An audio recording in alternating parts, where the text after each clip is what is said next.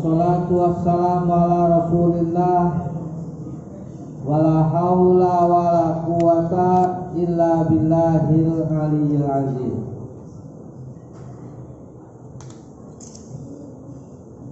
Saya manjatkan puji syukur kepada Allah Subhanahu wa taala. Alhamdulillah kita masih diberi kesehatan, kekuatan iman dan Islam, dan kesempatan berbagai macam beragam kehidupan yang dijalani. Yang pertama, bahwa kita hidup di zaman milenial, ya.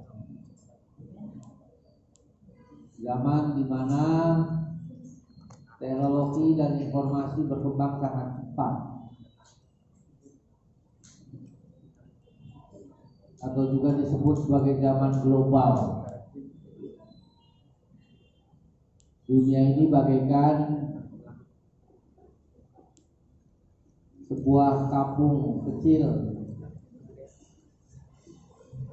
sehingga orang bisa berkomunikasi dalam waktu yang sangat cepat dengan tidak memperhatikan jarak. Nah, disinilah kita perlu menjaga harmonitas budaya dalam pergaulan internasional.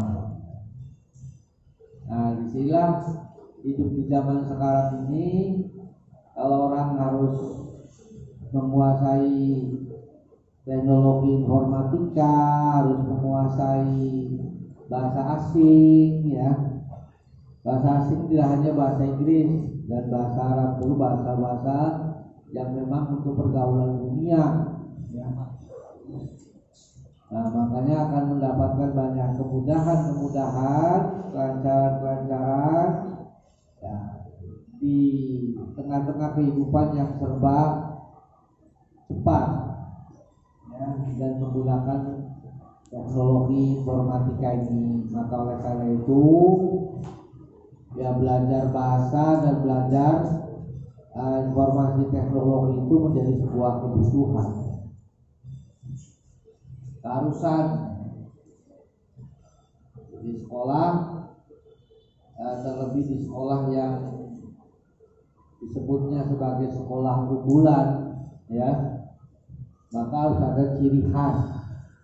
Ciri khas yang umum itu adalah yang menguasai bahasa, tidak hanya bahasa Indonesia atau bahasa lokal, tapi bahasa internasional.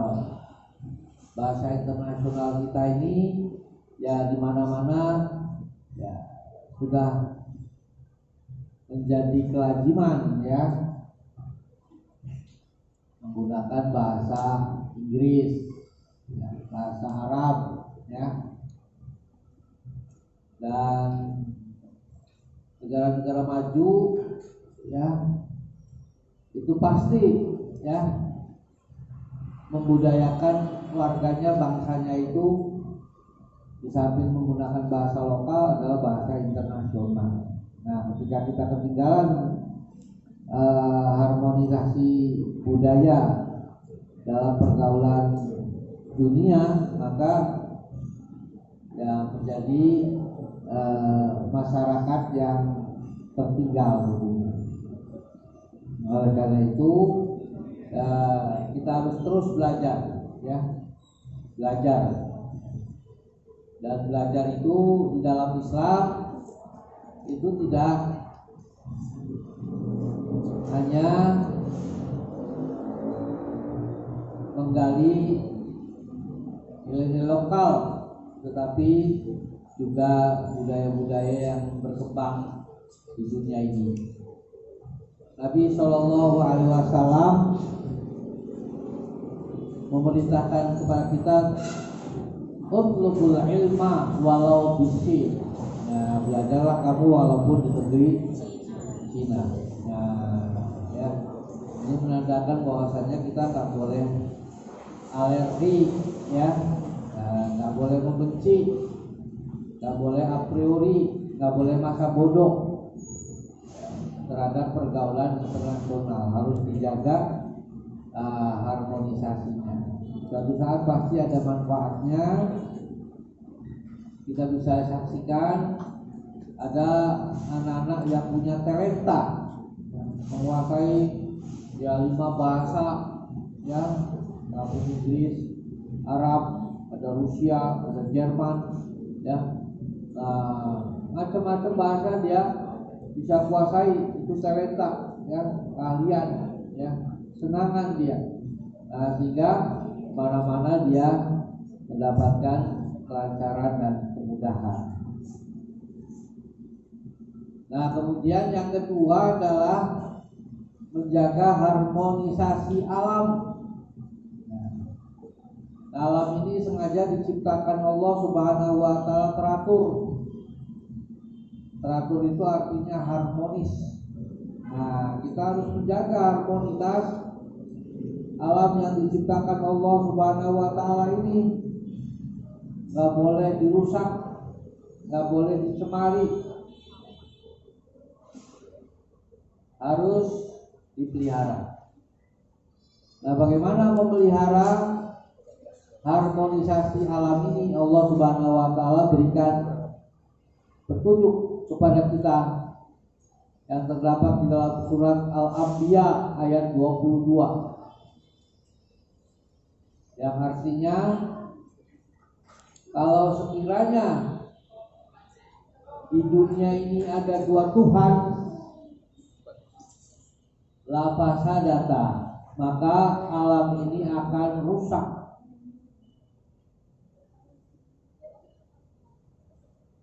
Fasubhanallahi amma yasifun. Maha suci Allah Subhanahu wa taala terhadap apa yang disifat-sifatkan oleh manusia. Jadi Allah Subhanahu wa taala telah menunjukkan kepada kita kenapa langit dan bumi ini diciptakan secara harmonis dengan segala makhluk yang ada di dalamnya. Ada tumbuh-tumbuhan, ada flora dan flora dan fauna, ya. Di langit sana ada berbagai macam makhluk-makhluk angkasa, ada bintang-bintang, ada matahari, ya. Semuanya dalam keadaan teratur, semuanya dalam keadaan tertib, semuanya dalam keadaan harmonis. Itu karena Tuhannya satu. Kalau Tuhannya lebih dari satu, maka kemudian ada singgasana, ada arsy, ya, yang berbeda dan masing-masing punya aturan sendiri-sendiri. Jadi kalau kita ingin bukti bahwasanya Allah itu esa, Allah itu tunggal, tidak bersekutu, tidak berbilang, tidak beranak dan diperanakan. Tuhan itu hanya satu saja, Qul huwallahu ahad. Itu bisa dilihat bagaimana matahari terbit dan terbenam dalam tempat yang teratur. Ada malam dan siang, ada matahari dan bulan, ada binatang-binatang, ada tumbuh-tumbuhan yang beraneka ragam, yang semua makhluk Allah Subhanahu wa taala ini adalah saling membutuhkan. Itu membutuhkan adanya keteraturan. Maka oleh karena itu, kalau kita ingin menjaga alam ini, maka bertuhanlah dengan Tuhan yang esa. Jangan menyekutukan Allah dengan sesuatu pun juga. Jadi kalau kita percaya bahwasanya Allah itu esa, Allah itu tidak berbilang, ya, kekuasaan Allah Subhanahu wa taala itu ya di alam semesta ini adalah esa. Subhanallahi amma yasifun, ya. Suci Allah Subhanahu wa taala. Ragam hal-hal yang disifati oleh manusia yang tidak sesuai dengan kodratnya, tidak sesuai dengan kenyataannya. Jadi orang yang bertuhan kepada Tuhan yang esa itu adalah orang yang cerdas, orang yang otaknya jalan, yaitu dengan memperhatikan alam semesta. Dan yang ketiga adalah kita menjaga keharmonisan sosial. Ya, manusia itu adalah makhluk sosial, tidak bisa hidup sendirian, tetapi harus bersama-sama dengan makhluk yang lain. Ya, apapun yang kita butuhkan itu tidak bisa kita mewujudkannya dengan sendirian. Kita bisa pinter, ya, karena ada guru, ya, ada muslim, ada ustadzah, ada ustadz. Sama orang yang sakit itu juga butuh orang lain, ada dokter, ada ahli kesehatan, ya. Orang yang melahirkan juga nggak ada yang lahir dengan sendirinya, tapi harus ada dibantu. Maka oleh karena itu manusia itu disebut makhluk sosial. Bisa pinter karena orang lain, bisa kenyang makan kita karena orang lain, bisa minum karena kita butuh orang lain, bisa belajar kita karena butuh orang semua. Nah, oleh karena itu harus dijaga, ya, hubungan yang baik dengan sesama manusia. Nggak boleh saling bertengkar, ya, nggak boleh saling bermusuhan. Dalam surat Al-Hujurat ayat 13, Allah Subhanahu wa taala berfirman, ya ayyuhan nas inna khalaqnakum min dzakarin aw unsa wa ja'alnakum syu'uban wa qabaila lita'arafu inna akramakum indallahi atqakum. Oh, ya, ini dalil, ya, yang menjadi dasar bahwa kita ini makhluk sosial dan kita harus menjaga harmonisasi dalam kehidupan sosial. Ya ayuhan nas, wahai sekalian manusia, inna khalaqnakum min dzakarin aw unsa, dijadikan ada laki-laki, ada perempuan, dan itu saling membutuhkan, ya. Laki membutuhkan perempuan, perempuan membutuhkan laki-laki. Wa ja'alnakum syu'uban wa qabaila, ya, bersuku-suku, berbangsa-bangsa, al-mutanawwi'at, ya, berbineka. Nah, salah satu, ya, keistimewaan keunggulan Indonesia itu adalah negerinya al-mutanawwi'at, ya, berbineka, ya, bahasa saja macam-macam bahasa, ya, ratusan bahasa daerah itu, ya, kan 1-2, ya, itu baru bahasa lokal. Sukunya juga banyak, ya, bersuku-suku, ya, budayanya juga macam-macam, ya, ya, berbusana daerah macam-macam, busana daerah, busana khas, ya, kan. Ya, dan busana-busana yang juga berdasarkan kekhasan agamanya masing-masing. Nah, itu harus dihormati semua, ya. Gak boleh ada larang-larangan gitu kan ya. Nah, itu namanya NKRI. NKRI masa menghalang-halangi orang pakai baju. Nah, itu kan ya. Jadi logika yang dibangun logika kebangsaan saja lah, gitu kan. Gitu loh, ya. Suka-suka saja gitu loh ya. Oke, nggak boleh maksa-maksa ya. Jadi su'ubah wa qabailah lita'arafu. Yang penting itu adalah menjaga harmonitas. Kemudian saling memahami gitu, saling menghargai gitu kan ya. Nggak boleh ya, karena ya yang berpuasanya orang tertentu misalnya ya, dari suku tertentu, maka kemudian harus ya diseragamkan menjadi satu suku saja gitu kan. Nah, dalam agama juga begitu ya. Lakum dinukum waliyadi, yang dimaksud dengan ya toleransi itu adalah harmonisasi.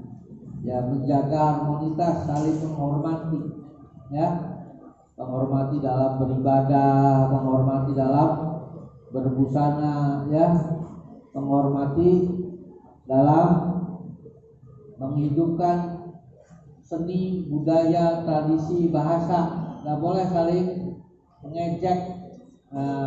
Itu sama saja ya, bangsa Indonesia itu adalah bangsa yang berbineka. Nah, kita diajarkan untuk menjaga harmonisasi dalam kehidupan sosial. Suatu makhluk yang paling mulia di sisi Allah itu bukan karena budaya sehari-harinya, bukan karena pakaiannya, bukan karena harta bendanya, bukan karena kepintarannya. Inna akramakum indallahi atqakum. Orang yang paling mulia di sisi Allah Subhanahu wa taala adalah orang yang paling takwa, paling beriman dia kepada Allah, paling bertakwa kepada Allah, dan paling berakhlak mulia. Ya. Nah, inilah yang paling mulia di sisi Allah Subhanahu wa taala. Ya, wajiban kita adalah bagaimana mengembangkan ya berbagai macam ilmu, pengetahuan, keterampilan dan teknologi agar supaya bisa meningkatkan iman, takwa dan akhlak mulia ya, dalam kehidupan kita sehari-hari ya. Jadi kalau kita belajar bahasa Inggris, kalau kita belajar bahasa Arab, kalau kita menggunakan bahasa daerah apa saja, bahasa Sunda, bahasa Jawa, bahasa Banjar, bahasa Makassar, apa saja ya, semua ilmu yang kita pelajari untuk apa? Sebagai alat ya untuk meningkatkan takwa kita kepada Allah Subhanahu wa taala. Untuk melaksanakan salah satu firman Allah Subhanahu wa taala yang Allah perintahkan sebagaimana terdapat dalam surat Al-Hujurat ayat 13. Lita'arafu, untuk kita ya. Kenapa kita belajar bahasa Inggris? Untuk kita bisa bergaul ya dengan bangsa-bangsa dunia. Ya.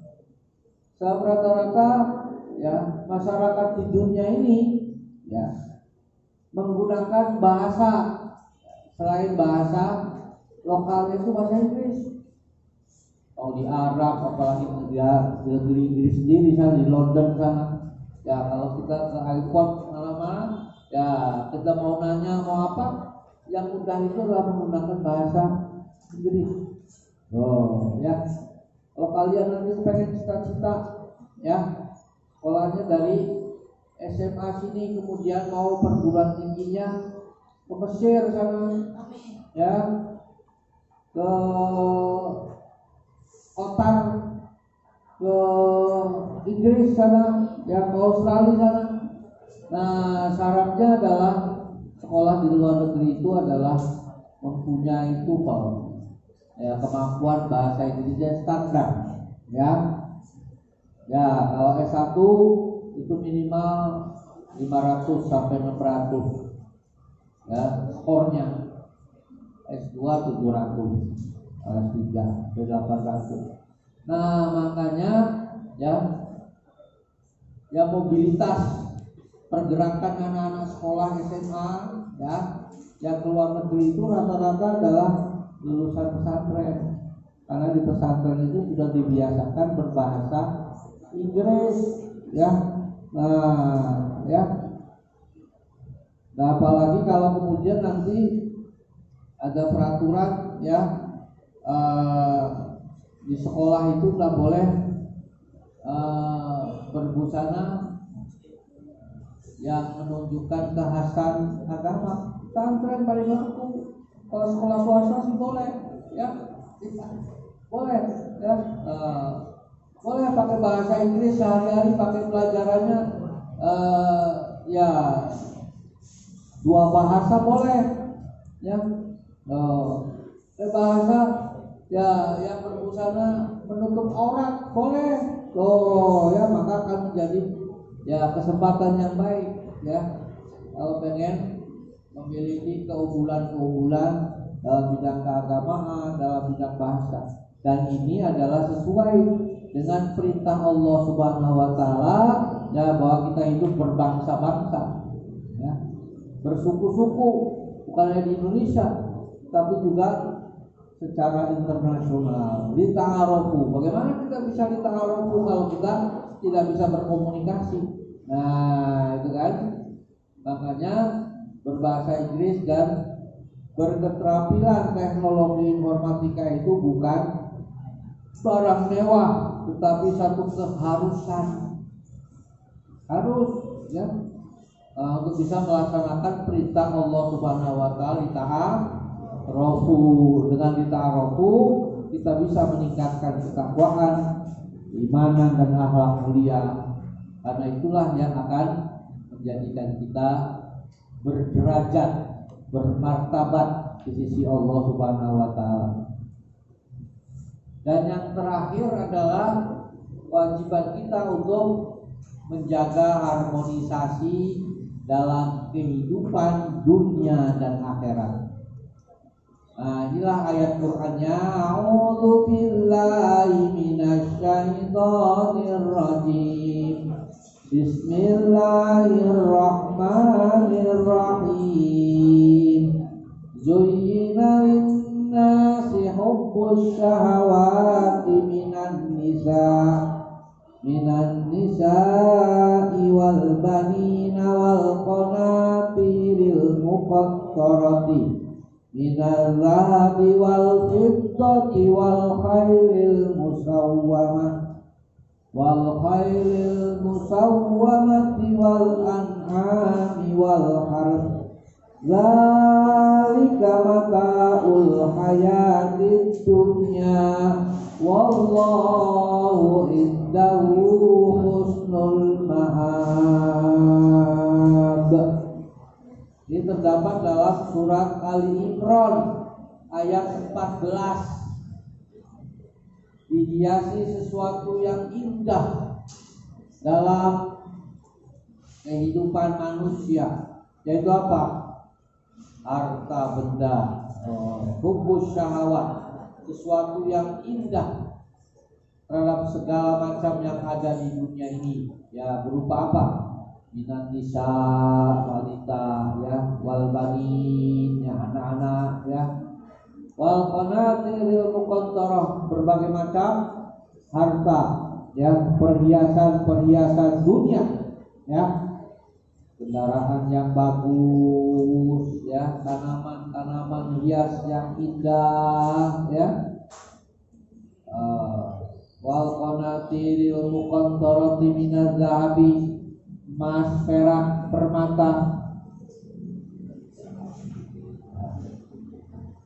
wal khailil musawwamati wal an'ami wal harth, ya. Binatang-binatang peliharaan dari kuda dan berbagai macam yang disenangi manusia, berupa mobil-mobil yang mewah dan sawah ladang yang luas. Itulah hiasan dunia. Zalika mata'ul hayatid dunya. Nah, itu keindahan, kesenangan manusia dalam dunia, ya. Dan sekali-kali Allah Subhanahu wa taala tidak pernah melarang kita untuk cinta sama segala macam kesenangan dunia, keindahan dunia. Apa saja tadi yang disebutkan itu, ya, harta yang banyak, ya, pengikut yang banyak, gitu kan, ya, rumah yang mewah, kendaraan yang bagus. Zalika mata'ul hayatid dunya, itu semua adalah hiasan dunia. Qul man harrama zinatal hayatid dunya. Katakan hai Muhammad, ya, siapa itu yang larang-larang kemewahan dunia? Tidak ada. Tidak diharapkan. Tidak dosa, ya. Ya, bercita-cita ingin, ya, menjadi pejabat negara, ya, ingin menjadi apa saja yang baik-baik di dunia yang bisa membuat hidup kita senang, boleh. Tetapi wallahu indahu husnul ma'ab. Jangan lupa kata Allah Subhanahu wa taala, ya, di sisi Allah itu ada kesenangan-kesenangan, ada keindahan-keindahan yang melebihi dari kesenangan-kesenangan hidup dunia, yaitu kehidupan yang dijanjikan Allah Subhanahu wa taala fi jannatin na'im. Jadi kalau dunia ini sifatnya sementara, ya, pasti akan berakhir. Kesenangan dunia ini sifatnya fana. Tetapi kesenangan hidup di akhirat itu kekal abadi. Walal akhiratu khairul laka minal ula. Ya, bahwa kebahagiaan di akhirat itu, ya, khairun, akan lebih baik daripada kebahagiaan-kebahagiaan, kesenangan-kesenangan yang ada di dunia. Apa artinya itu? Artinya adalah kita harus mengharmoniskan, ya, kehidupan dunia dengan kehidupan akhirat. Nah, inilah doa kita, Rabbana atina fid dunya wa fil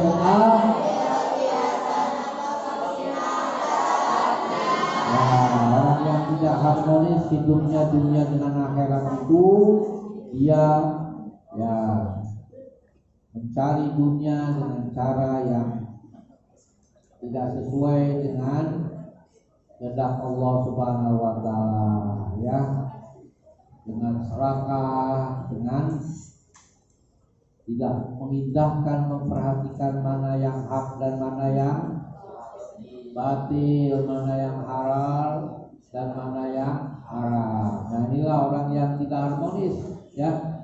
Ya, dia merasa bahagia, perasaannya saja bahagia, ya, di dunia ini, tetapi di akhiratnya naudzubillah, ya, akan mengalami penderitaan dan kesengsaraan. Oleh karena itu, orang yang mendahulukan dunia pasti akan dapat. Ya, orang yang mendahulukan akhirat pasti akan mendapatkan dunia. Nawal akhiratu khairul laka minal. Nah, yang tadi memerintahkan kepada kita, dahulukanlah mencari kebahagiaan akhirat, pasti akan mendapat kebahagiaan dunia. Nah, ibaratnya kalau menanam padi pasti akan tumbuh rumput. Nah, itulah gambaran orang yang mendahulukan akhirat, dunianya pasti dapat. Tapi orang yang mendahulukan dunia belum tentu akhiratnya dapat. Jadi kalau pengen ya dapat akhirat, dapat dunia, nah itulah doa kita, Rabbana atina fid dunya hasanah wa fil akhirati hasanah wa qina azabannar. Dan yang terakhir adalah surat Al-Qasas ayat 77. Wa bataghi bima atakallahu daral akhirah wa la tansa nasibaka minad dunya wa ahsin kama ahsanallahu ilaik wa la tabghil fasada fil ardi innallaha la yuhibbul mufsidin. Carilah, kata Allah Subhanahu wa taala, ad-darul akhirah, akhirat dulu ya, tapi jangan melupakan dunia. Mana caranya? Wa ahsin kama ahsanallahu ilaik. Berbuat baiklah kamu pada semua makhluk yang ada di muka bumi ini, bagaimana Allah berbuat baik kepada kamu. Wala tabghil fasada fil ardh. Jangan berbuat kerusakan, jangan berbuat kezaliman, jangan berbuat aniaya, ya. Jangan menyakiti makhluk-makhluk Allah Subhanahu wa taala. Ya. Jangan membuat kerusakan ya di muka bumi ini. Innallaha la yuhibbul mufsidin. Dan Allah Subhanahu wa taala benci banget ya, enggak suka ya, sama manusia-manusia yang suka berbuat kerusakan. Nah, ini artinya kalau tidak berbuat kerusakan itu berbuat yang baik-baik. Berbuat baik-baik itu namanya harmonis. Ya. Harmonitas budaya, harmonitas ilmu, harmonitas agama, harmonitas ya sosial, dan yang kelima harmonitas dunia wal akhirat. Billahi taufiq wal hidayah. Wassalamualaikum warahmatullahi wabarakatuh.